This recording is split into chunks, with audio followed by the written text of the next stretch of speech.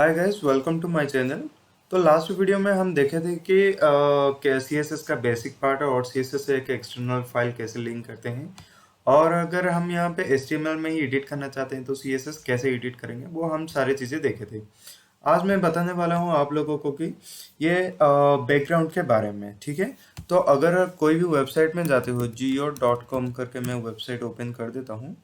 तो geo.com पे जाते ही हमारा क्या आता है, ये कम्प्लीटली साइट आ जाता है। यहाँ पे आ जाते हैं। अभी देखो बैकग्राउंड में ऐसे कैसे कलर वगैरह, पिक्चर्स वगैरह सब कुछ अटैच किए हैं।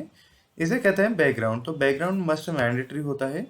जहाँ पे भी जाओ बैकग्राउंड जो भी वेबसाइट में मिलेगा कंपलसरी, यहाँ पे बैकग्राउंड के रिगार्डिंग जानना जरूरी है हमें, कंपलसरी, ठीक है। तो अभी देखो मैं एक नया वाला HTML फाइल बना देता हूँ।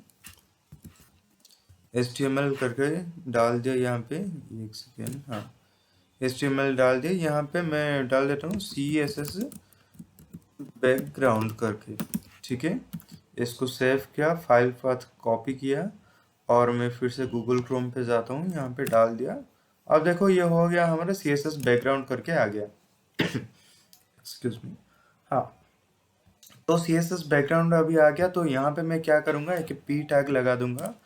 पहले तो मैं एक div टैग, हमेशा div टैग लगाना सीखो, क्योंकि div टैग जो है एक कम्प्लीटली आपका क्या लेता है, ये एक पहले p टैग में दे देता हूँ। हाँ, div टैग में क्या होता है, ये कम्प्लीटली जो भी आप पैराग्राफ या फिर जो भी आप कुछ लाइन वगैरह लिखने वाला हो, div टैग में क्या होता है, वही पर्टिकुलर पैराग्राफ या पर्टिकुलर लाइन वो कम्प्लीटली ऑक्यूपाई करता है, ठीक है।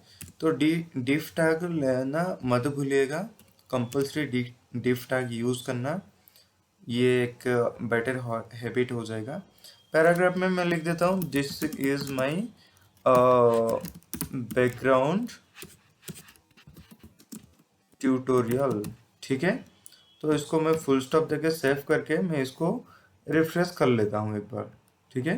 This is my background tutorial हो गया, ये वेबसाइट में हमारा आ गया, this is my background tutorial करके। तो अभी देखो यहाँ पे मैं जैसे CSS का फाइल ऑलरेडी यहाँ पे है, तो इसको मैं क्या करता हूँ, CSS फाइल तो ऑलरेडी है तो मैं उसको लिंक कर देता हूँ, वही प्रीवियस वाला लिंक कॉपी करके पेस्ट कर देता हूँ। हो गया ये कॉपी पेस्ट। यहाँ पे p टैग जो यहाँ पे अवेलेबल है, मैं डायरेक्टली यहाँ पे p में क्या करता हूँ, p में डायरेक्टली मैं बैकग्राउंड कलर दे देता हूँ, बैकग्राउंड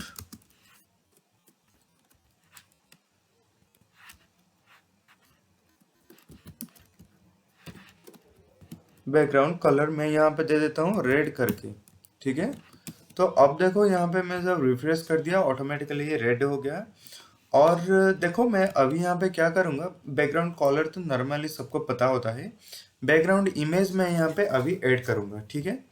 तो p टैग में नहीं, मैं क्या करूँगा, बॉडी टैग में एक बैकग्राउंड इमेज ऐड कर दूंगा।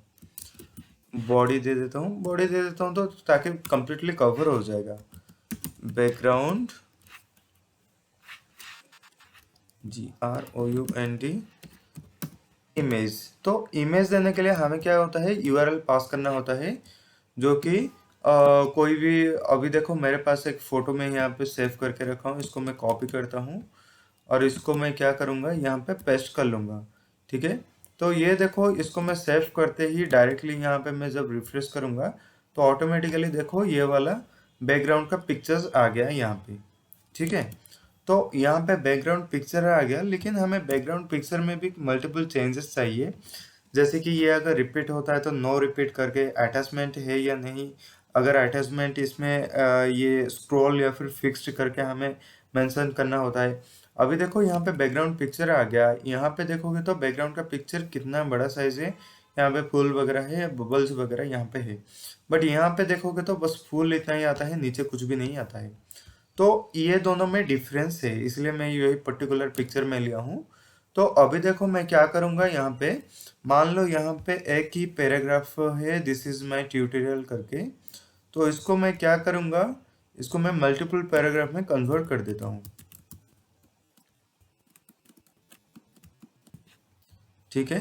तो अभी देखो इतने पैराग्राफ में कन्वर्ट कर देता हूँ कि जो कि स्क्रॉल करना हमें भी पड़े, ठीक है। अब देखो मैं सेव करके इसको मैं क्या करूँगा, अभी रिफ्रेश कर दूंगा। ठीक है, देखो हर एक पैराग्राफ आ गया, हमें स्क्रॉल करना पड़ता है। ठीक है, स्क्रॉल करने से अभी मैं ये रेड वाला टैग को हटा देता हूँ पहले, ताकि ज़्यादा कुछ परेशानी ना हो। अब देखो,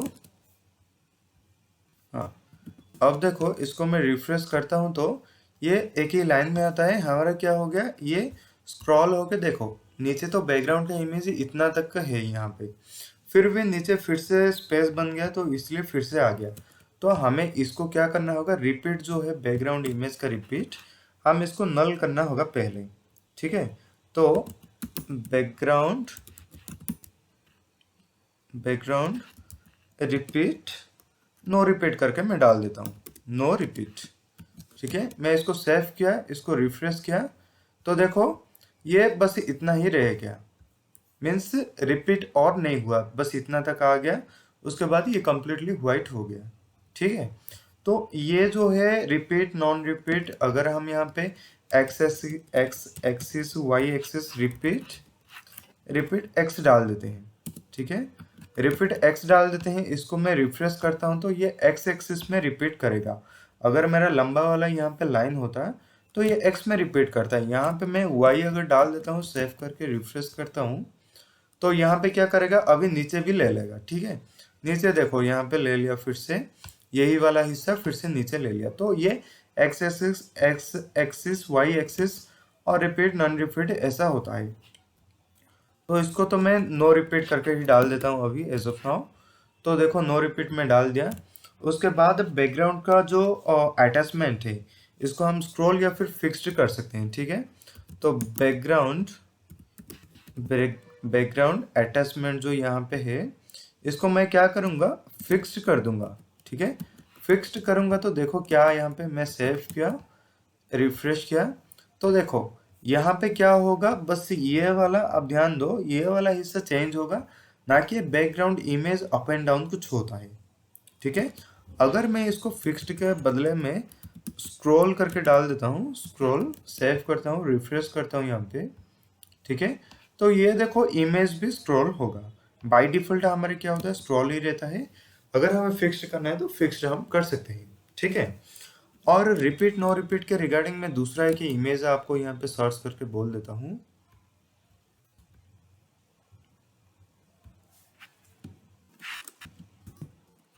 बैकग्राउंड जेपीजी इमेज करके डाल देता हूँ, और यहाँ पे देखो कुछ इमेजेस वगैरह आ गए।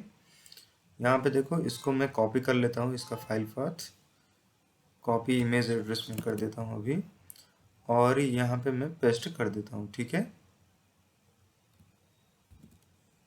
कोई दिक्कत नहीं, चलेगा। ठीक है, तो इसको मैं सेव किया और इसको मैं रिफ्रेश कर देता हूँ अभी। ठीक है, रिफ्रेश कर दिया, तो देखो ये सिंगल इमेज यहाँ पे आ गया। अगर मैं यहाँ पे नो रिपीट के जगह रिपीट या फिर रिपीट डाल देता हूँ, तो यहाँ पे क्या होगा, ऑटोमेटिकली रिपीट होकर मल्टीपल पिक्चर्स कन्वर्ट हो जाएगा। ठीक है, तो ये होता है कि डिफरेंस, तो आप नोट कर लो ये चीज़। और दूसरा जो लास्ट चीज़ है, बैकग्राउंड का पोजीशन हमें क्या देना है। पोजीशन हम डायरेक्टली दे सकते हैं। अभी देखो मैं नो रिपीट यहाँ पे डाल देता हूँ, नो रिपीट डाल दिया, और बैकग्राउंड पोजीशन, ठीक है, पोजीशन में दे देता हूँ राइट करके। इसको मैं रिफ्रेश किया तो ये देखो राइट में डायरेक्टली आ गया यहाँ पे। ठीक है, टॉप राइट, टॉप बटन ऐसे हमें दे सकते हैं। टॉप राइट, एक सेकेंड में देख लेता हूँ। देखो टॉप अभी मैं दे दिया, इसको मैं रिफ्रेश किया तो देखो सीधा सेंटर में आके रुक गया ये। तो ये होता है जो कि बैकग्राउंड के रिगार्डिंग। ठीक है, और अभी मैं एक काम करता हूँ, जो प्रीवियस वाला इमेज था ये वाला था, हाँ, ये वाला को मैं कॉपी करता हूँ, कॉपी इमेज एड्रेस, और इसको मैं क्या करता हूँ, पहले यहाँ पे पेस्ट कर लेता हूँ। ठीक है, हाँ, तो मैं यहाँ पे कंट्रोल जेड, ये नहीं हुआ क्यों, कॉपी इमेज एड्रेस, हाँ पेस्ट। हाँ अब देखो इसको मैं क्या करूँगा, अभी रिफ्रेश कर दिया। ऑपेसिटी के बारे में मैं अभी बोलने वाला हूँ। देखो ये जो धुंधला धुंधला थोड़ा सा ऊपर आ रहा है और नीचे कम्प्लीटली डार्क जैसा साइड है, तो इसको मैं क्या करूँगा, यहाँ पे एक ऑपेसिटी ऐड कर लेता हूँ। ऑपेसिटी मैं जब बोला था 0.1 से लेके 1 पॉइंट तक हो सकता है ऑपेसिटी, तो मैं 3 दे देता हूँ यहाँ पे। कंट्रोल से सेव करके मैं इसको रिफ्रेश करता हूँ, तो देखो ये जो है टेक्स्ट कम्प्लीटली ये धुंधला धुंधला हो गया है। ठीक है, अगर इमेज में हमें देना होता है तो ये इमेज वाला क्या करना होगा, हमें HTML पेज में ऐड करना होगा, उसके बाद उसका ऑपेसिटी जो है उसमें ऐड करना होता है CSS में। तभी क्या होगा, ये जो यहाँ पे आ रहा है इमेज, ये ऑपेसिटी ले लेगा। ठीक है, तो ये एक डिफरेंस है। बस आज के लिए गाइस इतना ही। और बस और एक चीज़, यहाँ पे जो पी टैग है, पी में अगर हम यहाँ पे देते हैं, इसको मैं इरेज कर लेता हूँ कॉपी करके। तो पी टैग में अगर मैं यहाँ पे देता हूँ ऑपेसिटी डाल देता हूँ और इसका बैकग्राउंड कलर डाल देता हूँ, बैकग्राउंड कलर रेड करके, इसको सेव करके इसका ऑपेसिटी मैं क्लियर कर देता हूँ यहाँ पे। पहले रिफ्रेश करता हूँ तो देखो ये पैराग्राफ कलर के साथ डायरेक्टली ये जो कि डिम कलर हो जाता है। ठीक है, तो ये है आज के लिए बस इतना ही। नेक्स्ट वीडियो में और बाकी सब के बारे में देखेंगे। Thank you guys.